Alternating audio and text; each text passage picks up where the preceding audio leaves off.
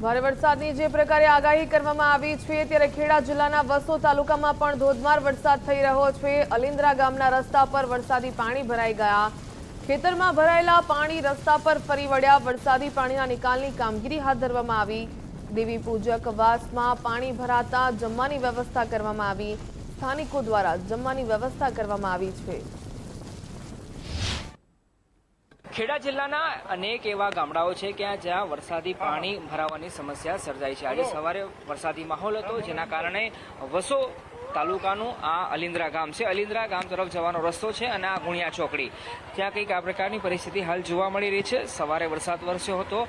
આગાહી પ્રમાણે જે વરસાદ હતો એના કારણે આપ જોઈ રહ્યા છો કે અલિન્દ્રા ગામના ખેતરોમાં વરસાદી પાણી ફરી વળ્યા છે। એ પાણી હવે રસ્તા પર આવ્યા છે અને આ ગુણિયા ચોકડીની વાત કરીએ તો ઘૂંટણથી ઉપર સુધીના પાણી જોવા મળી રહ્યા છે, જેના કારણે ગામ તરફ જવાનો રસ્તો છે એના પર પણ પાણી હાલ જોવા મળી રહ્યું છે અને સ્થાનિક લોકો દ્વારા હાલ આ પાણીના નિકાલ માટેના પ્રયાસ કરવામાં આવી રહ્યા છે। મારી સાથે અહીંના સ્થાનિક છે, એમની સાથે પણ આપણે વાત કરીએ।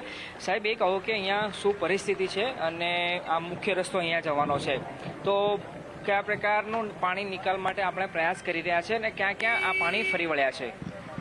સવારના કલાક વરસાદ પડ્યો પછી પાણીનો જે ગ્રોથ વધ્યો એ પછી ગામના સરપંચશ્રીનો ફોન આવ્યો અને અમારા ધારાસભ્યશ્રી સાહેબનો ફોન આવ્યો। ધારાસભ્ય સાહેબ સવારના ચિંતા કરી રહ્યા છે, કલ્પેશભાઈ પરમાર સાહેબ, માતર વિધાનસભાના ધારાસભ્યશ્રી, અને અમે બધા સાથે રહી અને ગામના આગેવાનો નિકુલભાઈ છે, અમારા જિલ્લા પંચાયતના સભ્ય છે, અમારા તાલુકા પંચાયતના અમારા સભ્ય છે દિનુભાઈ પરમાર, બધા સાથે રહી જે અહીંયા અલિન્દ્રા ગામ આગળ જે બનાવ જે છે એમાં શું અહીંયા દેવી પૂજક સમાજની વસ્તી વધારે છે અહીંયા નીચાણવાળા વિભાગમાં, તો ત્યાં પાણી જે ભરાયા હતા એના નિકાલ માટે અમે બધા પૂરતા પ્રયત્નો કર્યા। મામલતદારશ્રીને અહીંયા બોલાયા, ટીડીઓ સાહેબ અહીંયા આગળ આવી ગયા, અમને 2 જીસીબી પ્રોવાઈડ કર્યા છે અને 2 જીસીબીના દ્વારા અમે જે પાણીનો નિકાલ કઈ રીતે કરવો એની અમે સતત ગામના સરપંચશ્રી નરેશભાઈ, ગામના આગેવાનો સૌ અને અમારા ભારતીય જનતા પાર્ટીના કાર્યકર્તા, તાલુકા પંચાયત સભ્ય, જિલ્લા પંચાયત સભ્ય અમારી સાથે છે।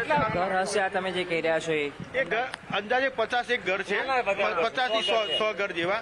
એ અમે એમની રહેવાની અત્યારે ટીડીઓશ્રીને વાત કરી છે, ગુજરાતી શાળા ખોલાવવાની વ્યવસ્થા કરી અને જમવા માટેની વ્યવસ્થા કરીએ છીએ એમની અત્યારે, અને તાત્કાલિક ધોરણે એમને પણ સુવિધા પહેલા રહેવાની કરી દીધી। નાના નાના છોકરાઓ હોય એટલે અમારા બધા જ કાર્યકર્તાઓ આ સેવામાં લાગેલા છે અને અહીંયા સેવામાં બીજા તાલુકાઓ અન્ય બાજુમાં મલ્યાતજ ગામ છે ત્યાં પણ પાણી ભરાયું। બામરોલીમાં હતું, હું ત્યાં બામરોલીથી જઈને જ આવ્યો અને પાણીનો ત્યાં નિકાલ માટે જઈને આવ્યો। ત્યાં આગળ 2 ટ્રેક્ટર જીસીબીની બધી વ્યવસ્થા કરીને આવ્યો છું ગામના આગેવાનો સાથે રાખીને, અને અહીંયા આગળ અત્યારે મલ્યાતજ પણ જઉં છું, ત્યાં જીસીબી 1 પ્રોવાઈડ કર્યું, અહીંયા 2 કર્યા છે।